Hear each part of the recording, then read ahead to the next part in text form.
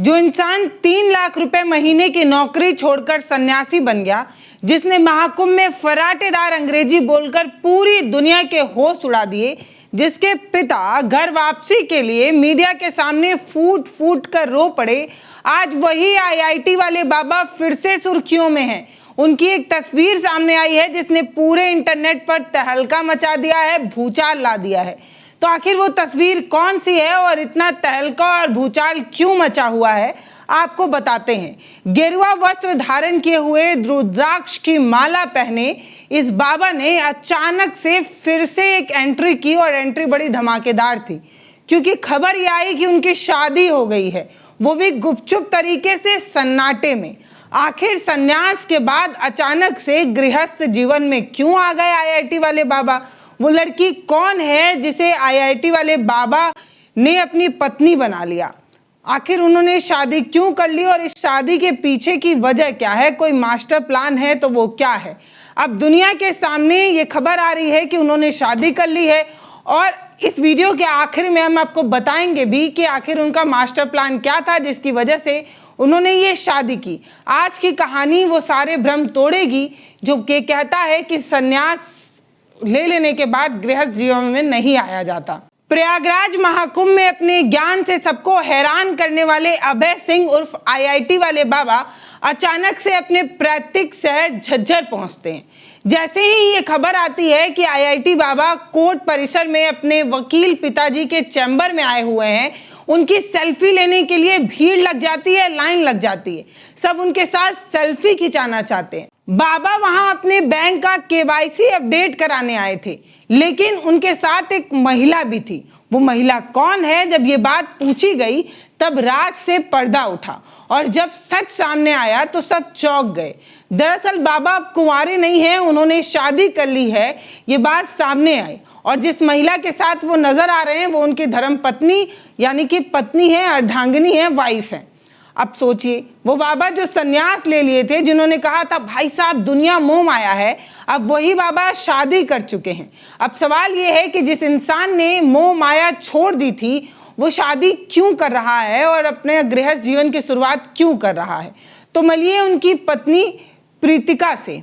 इनकी पत्नी बेंगलोर की रहने वाली हैं। रिपोर्ट के मुताबिक ये बात सामने आई है कि इन दोनों लोगों ने 15 फरवरी को शादी की थी हिमाचल में, किसी धर्मशाला में इन्होंने शादी की, और 19 फरवरी को ठीक 4 दिन बाद कोर्ट मैरिज भी कर ली। लेकिन अब सवाल यही है कि जहां से कहानी खत्म होनी थी वहां से कहानी शुरू कैसे हो रही है? मतलब बाबा ने शादी की तो की क्यों? उन्होंने सन्यास लेने के बाद ये शादी क्यों की और गृहस्थ जीवन में क्यों आए? जब ये सवाल उनसे पूछा गया कि क्या आपने सन्यास छोड़ दिया है, इस सवाल के जवाब में उन्होंने शेयर्ड विजन के बारे में बताया। एक ऐसा सोच, एक ऐसा विजन जो पति पत्नी ने मिलकर बनाया है। ये पति पत्नी एक यूनिवर्सिटी खोलना चाहते हैं, यानी कि आईआईटी वाले बाबा और उनकी धर्मपत्नी एक यूनिवर्सिटी खोलेंगे। ये जो श्री यूनिवर्सिटी होगी ये एक गुरुकुल की तरह होगी, जहां दुनियादारी के बारे में पढ़ाई जाएगी। इसके अलावा अध्यात्म के बारे में भी बताया जाएगा। ये दोनों लोग साथ में मिलकर सिखाएंगे, पढ़ाएंगे, समझाएंगे।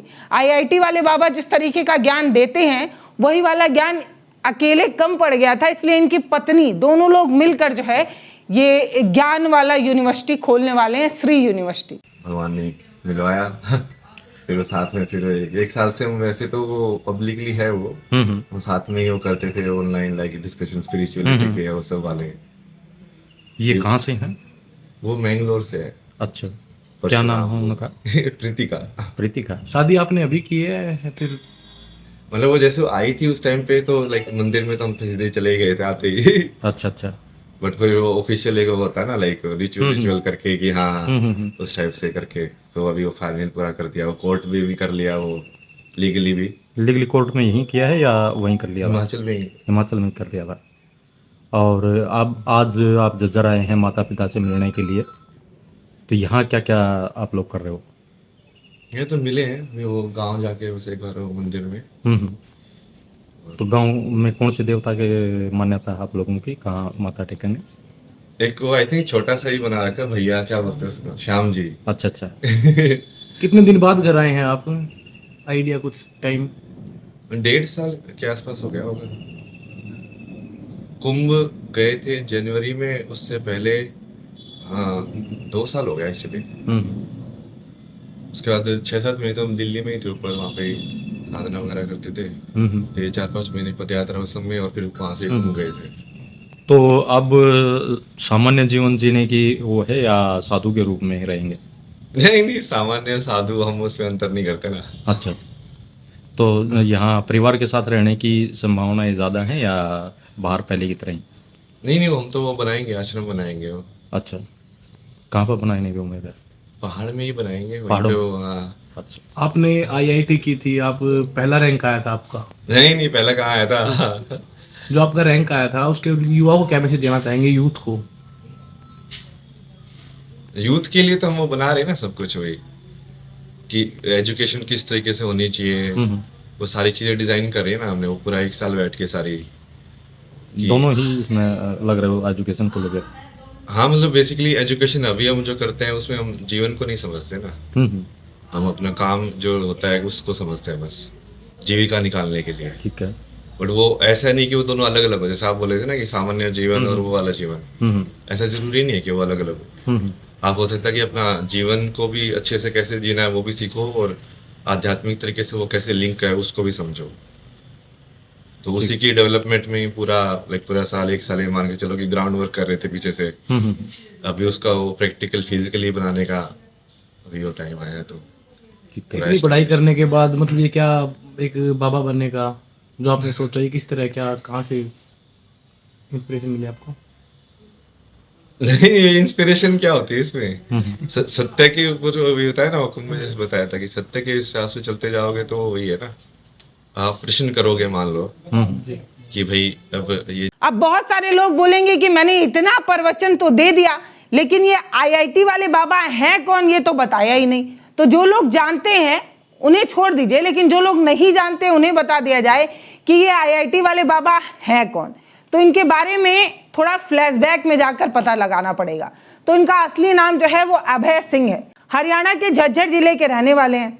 अभय ने आईआईटी बॉम्बे से पढ़ाई की। उसके बाद इनका सिलेक्शन एक ऐसी बड़ी कंपनी में हुआ कि इन्हें विदेश जाना पड़ा। कनाडा चले गए, जहां 3 लाख रुपए महीने का पैकेज इन्हें मिलता था। 2022 में अचानक से इनका पैसे वैसे से मोह माया उठ गया। मतलब धन दौलत फालतू की चीज है, पैसा हाथ की मैल होती है और पैसे से सब कुछ खरीदा जा सकता है लेकिन सुकून नहीं। वो वाली लाइन आपने बहुत सुनी होगी कि पैसा आपको बिस्तर दे सकता है लेकिन अच्छी नींद नहीं। वही वाली बात है कि पैसा आपको सब कुछ दे सकता है लेकिन अच्छा स्वास्थ्य नहीं दे सकता। तो पैसा तो भैया फालतू चीज है, असली चीज अध्यात्म है। तो इनका अध्यात्म के प्रति जो है वो झुकाव होता है। इसके बाद ये अपनी इतनी लंबी चौड़ी हाई पैकेज वाली नौकरी छोड़कर, परिवार छोड़कर निकल चलते हैं। कहाँ? हिमालय की ओर, संन्यास धर्म अपनाने, सन्यासी बनने। हाल ही में जब प्रयागराज में महाकुंभ लगा था तब अभय बाबा भी आए थे। अभय सिंह बाबा आईआईटी बाबा के नाम से खूब चर्चाएं बटोर रहे थे। विदेशी श्रद्धालुओं को फराटेदार अंग्रेजी में गीता और वेद का ज्ञान बांट रहे थे। कई वीडियो तो इनके करोड़ों व्यूज भी लाता है।